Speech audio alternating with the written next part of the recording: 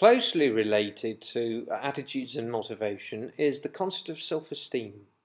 That is, the evaluation the learner makes of herself with regard to the target language or learning in general. Self-esteem is a personal judgment of worthiness that is expressed in the attitudes that the individual holds towards himself. If the learner has a robust sense of self, to quote Bremen Mann, his relationship to himself as a learner is unlikely to be marred by any negative assessments by the teacher. Conversely, a lack of self-esteem is likely to lead to negative attitudes towards his capability as a learner and to a deterioration in cognitive performance, thus confirming his view of himself as incapable of learning. You see how it works? Now that we have examined some of the factors that may enhance or even militate against the learner's willingness to take charge of her own learning and her confidence in her ability as a learner, it is of consequence to consider possible ways of promoting learner autonomy.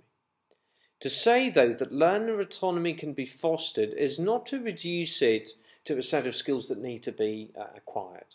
Rather, it is taken to mean that the teacher and the learner can work towards autonomy by creating a friendly atmosphere characterized by low threat, unconditional positive regard, honest and open feedback, respect for the ideas and opinions of others, approval of self-improvement as a goal, collaboration rather than competition. In the next section, we'll consider some general guidelines for promoting learner autonomy, on the assumption that that learner autonomy does not mean leaving learners to their own devices or learning in isolation. So how can we promote learner autonomy?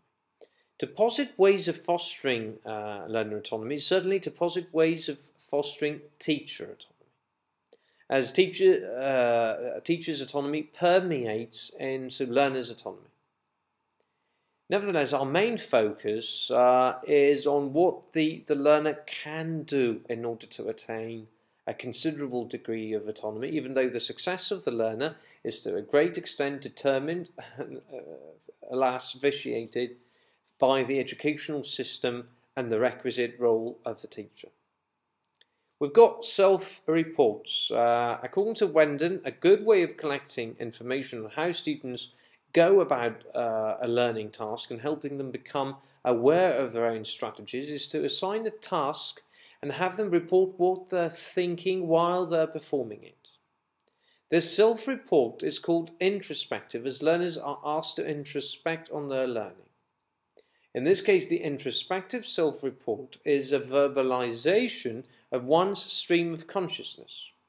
Introspective reports are assumed to provide information on the strategies learners are using at the time of the report. However, this method suffers from one limitation. The concentration put on thinking aloud might detract from learners' ability to do the task efficiently, thus rendering the outcome of the report spurious and tentative. Another type of self-report is what has been dubbed as retrospective self-reports, since learners are asked to think back or retrospect on their learning. Retrospective self-reports are quite open-ended, and that there's no limit put on what students say in response to a question or statement that points to a topic in a general way. There are two kinds of retrospective self-reports: semi-structured interviews and structured questionnaires. A semi-structured interview may focus on a specific skill with a view to extracting information about learners' feelings towards particular skills, reading, listening, problems encountered, techniques resorted to in order to tackle these problems, and learners' views on optimal strategies or ways of acquiring specific skills or dealing with learning tasks. A structured questionnaire seeks the same information but in a different way, by dint of explicit questions and statements, and then asking learners to agree or disagree, right, true or false, and so forth.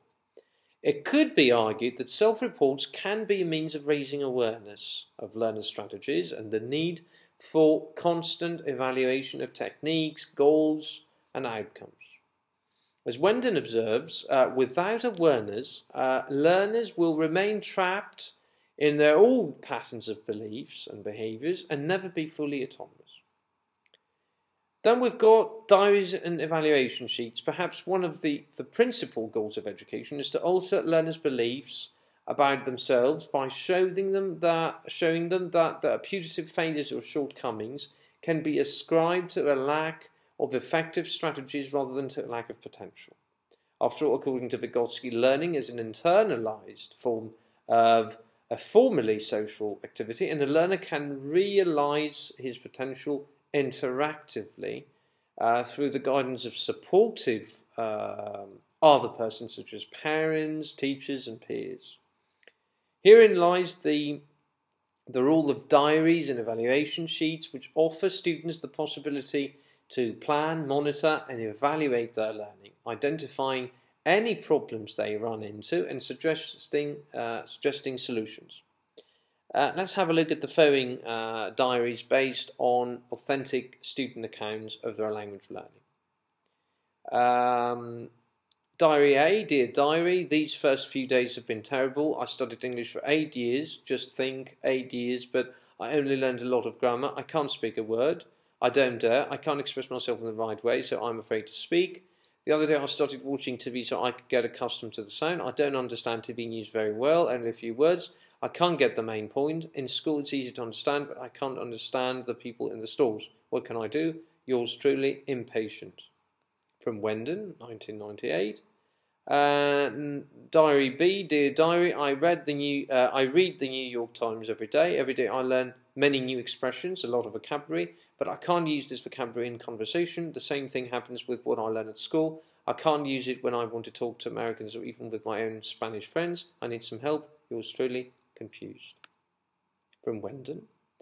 Alongside diary, students can also benefit from putting pen to paper and writing on their expectations of a course at the beginning of term, and then filling in evaluation sheets or reporting on the outcomes of a course at the end of term. These activities are bound to help learners put things into perspective and manage their learning more effectively. So far, one of the assumptions underlying the discussion of learner autonomy has been that the teacher has not relinquished his authority, rather that he has committed himself to providing the learners with the opportunity to experiment, make hypotheses, and improvise in their attempt to master the target language, and along with it, to learn how to learn in their own individual, holistic way. It may be the case that learner autonomy is best achieved when, among other things, the teacher acts as a facilitator of learning, a counsellor, and as a resource. In other words, when she lies somewhere along a continuum between what Barnes calls transmission and interpretation teachers. As Wright notes, transmission teachers believe in subject disciplines and boundaries between them, in content, in standards of performance laid down by these disciplines that can be objectively evaluated, that learners will find it hard to meet the standards. Interpretation teachers believe that knowledge is the ability to organize thought, interpret, and act on facts, that learners are intrinsically interested and naturally inclined to explore their worlds, that learners already know a great deal and have the ability to refashion that knowledge. The interpretation teacher respects learners' needs and is more likely to follow a fraternal permissive model, according to Stevick. It is with this type of teacher that the role of persuasive communication is most congruent.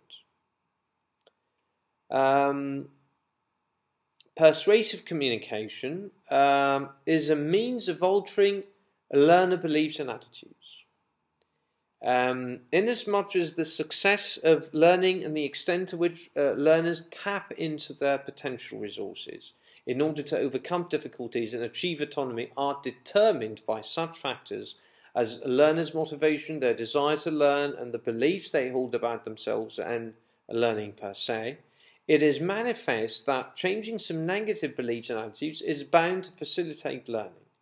Attitude change is assumed to be brought about through exposure to a persuasive communication between the teacher and the learners.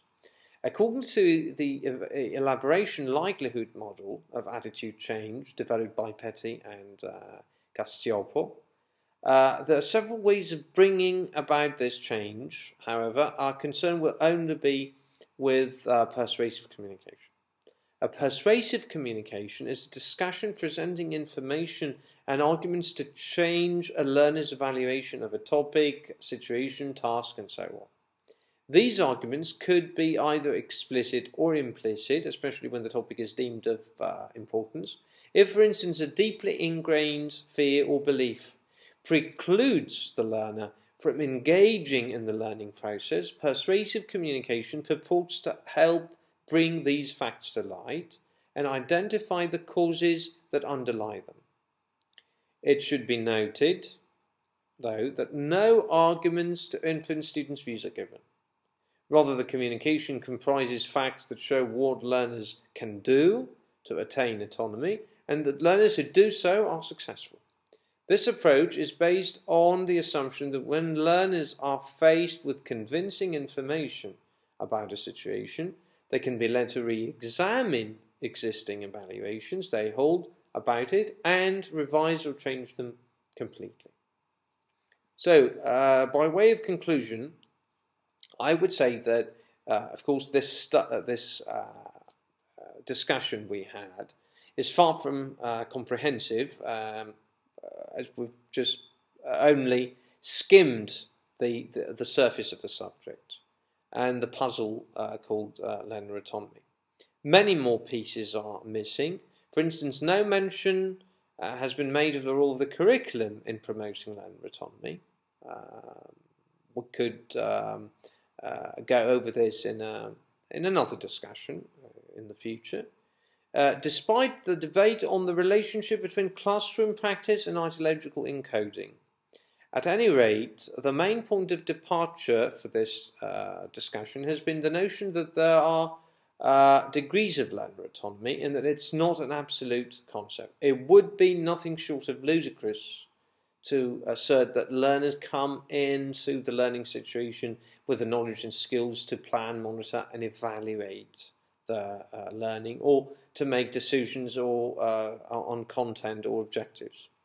Nevertheless, learner autonomy is an ideal, so to speak, that can and should be realised if we want self-sufficient learners and citizens capable of evaluating every single situation they find themselves in and drawing the line at any inconsistencies or shortcomings in institutions and society at large.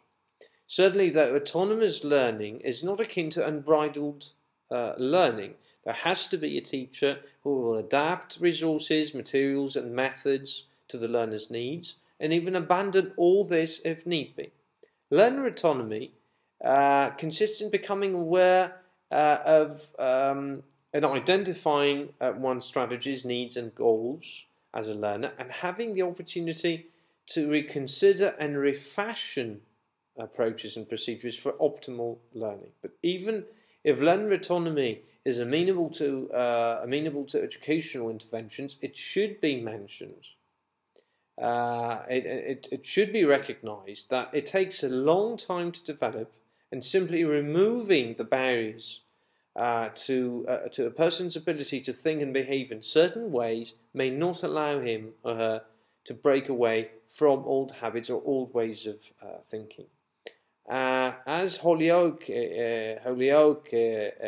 succinctly puts it, knowledge lies everywhere to hand for those who observe and think.